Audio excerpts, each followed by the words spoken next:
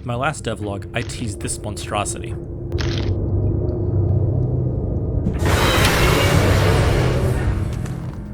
And while I am very happy with how this enemy turned out, this is not the boss at the latest level of my game. This is a mini-boss, and a proof of concept for the true boss that we'll explore shortly.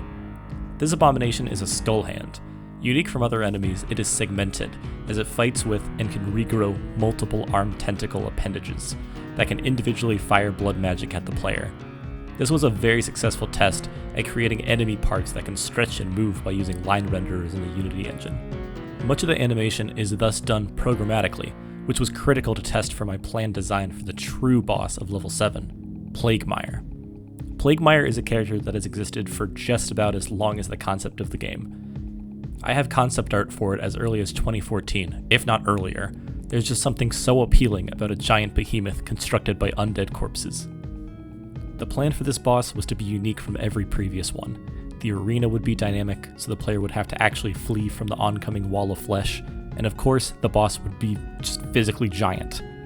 To do the scale justice though, I wanted heavily detailed sprite work, and that would be irresponsible to try to achieve while needing to animate the damn thing too. Thus, the animation testing from the Skull Hand proved vital. Just like the Skull Hand, Plaguemire's body is segmented, and its arms are rendered from the lines between each joint. I have a super useful system now that can set up poses and move the boss through them like a puppet or a paper doll. I believe that Unity has tools for this type of animation, but oops, I set up my own. At least I really know how this way works though. Anyways, I'm absolutely thrilled with the end result. Plaguemire is absolutely horrifying.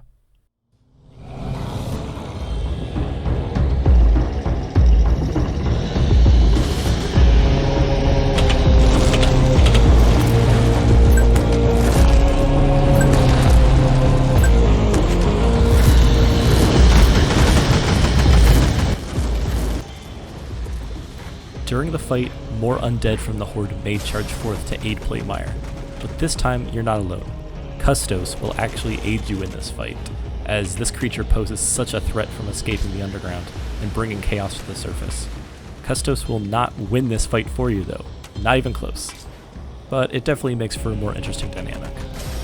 So yeah, it has been quite a while since the previous update. As you can imagine, major progress has been made on the new level, and plenty of changes have been made to the previous ones also. It is far more than just this boss. There are new weapon types, new NPCs, and plenty of tweaks to the UI and other core systems. To see the new changes, feel free to try out the new build on itch.io. The first 6 levels are available to playtest. Also, please wishlist the game on Steam. It would mean the world to me. Thank you so much.